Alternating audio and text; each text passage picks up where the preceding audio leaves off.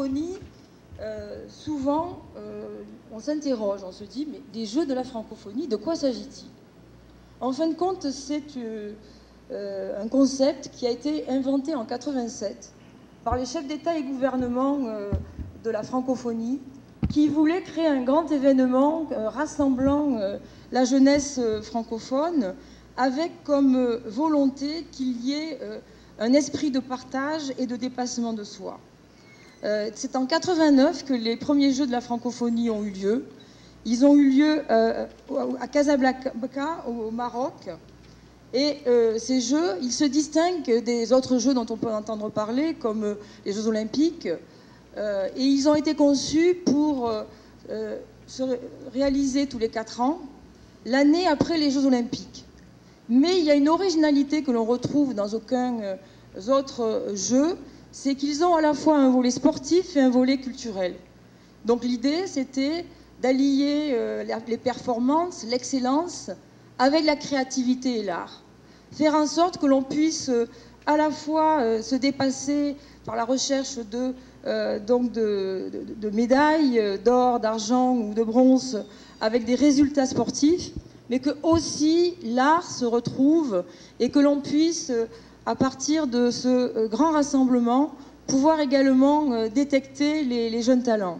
L'idée, c'était également de se dire, dans l'espace francophone, il faut qu'on ait un processus qui permette aux jeunes talents d'éclore et de faire des carrières au niveau international. Donc, comme je vous ai dit, c'est un concept original, d'autant plus original comme il a été précisé.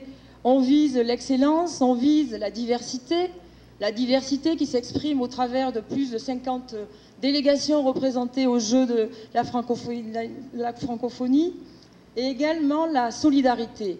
Alors la solidarité qui s'exprime de 2 façons. D'abord, en alternance, les Jeux se déroulent dans un pays du Nord ou dans un pays du Sud. Donc en 89, c'était le Maroc. Après le Maroc, ça a été la France. Après la France, ça a été Madagascar. Après Madagascar, ça a été le Canada en 2001, où on doit signaler que Haïti a gagné 2 médailles, une médaille d'or et une médaille de bronze. Après le Canada, nous sommes allés au Niger. Après le Niger, le Liban. Et enfin, en 2013, les pays francophones vont se retrouver à Nice. Donc, c'est important pour Haïti parce que ça va permettre à vous tous, représentants et participants, de représenter votre pays. Et la solidarité francophone a voulu et a décidé en février dernier, lors d'une réunion du Conseil national des Jeux de la francophonie, de faire en sorte que Haïti puisse se rendre aux Jeux en nombre et puisse participer en fonction des talents que l'on trouve en Haïti. Et c'est pour cette raison que donc on s'est mobilisé, et je remercie les fédérations, également les 2 ministères qui sont devenus au fil du temps mes complices, Vagnola et Stéphanie. Donc on s'est mobilisé pour faire en sorte que soit présélectionné au plus haut niveau une majorité de sportifs et d'artistes pour participer à ces Jeux.